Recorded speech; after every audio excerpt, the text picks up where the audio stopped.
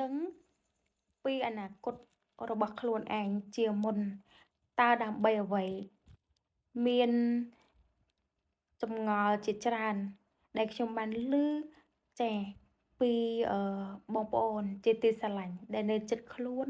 ចាដែលខ្ញុំធ្លាប់ស្គាល់កន្លងមកអឺ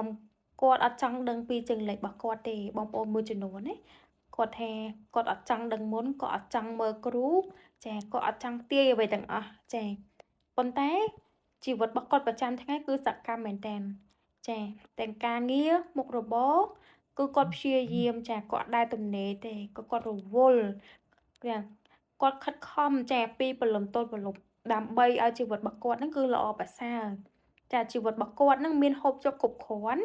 ជីវិតរបស់គាត់មានសម្បូរសប្បាយធូរធារមិនខ្វះមុខមិនខ្វះក្រោយចាហើយបងប្អូនខ្លះទៀតក៏គាត់ចូលចិត្តចង់ដឹងចាចង់ដឹងអីគេគឺគាត់ចង់ដឹងទៅលើជោគវាសនារបស់គាត់ផ្ទាល់ថាតើខែណាឆ្នាំណា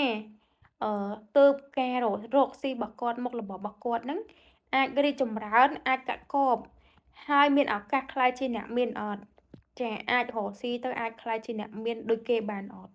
អនាគតទៅអាចធូរធារអត់ចា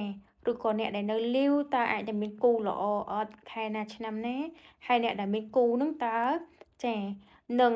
ជីវិតគូនឹងទៅជាបែបណាអញ្ចឹងខ្ញុំចង់ជំរាបជូនបងប្អូនទាំងអស់គ្នាថា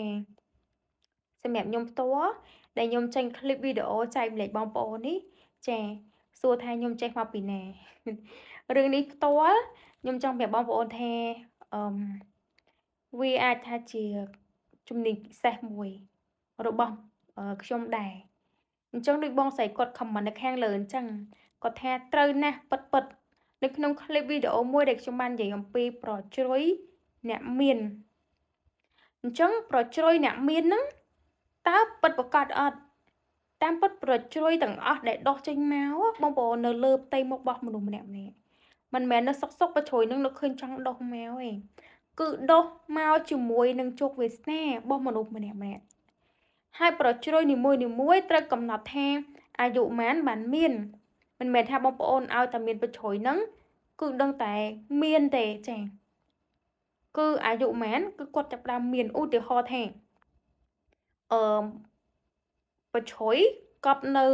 នឹងគោលអញ្ចាបវ័យ30ឆ្នាំចា30ឆ្នាំគត់ឆ្នាំហ៎បងប្អូនគឺវ័យហ្នឹងគឺអាចនិយាយបាត់ថាជីវិតធ្លាក់ដល់0ប៉ុន្តែហក់ដល់31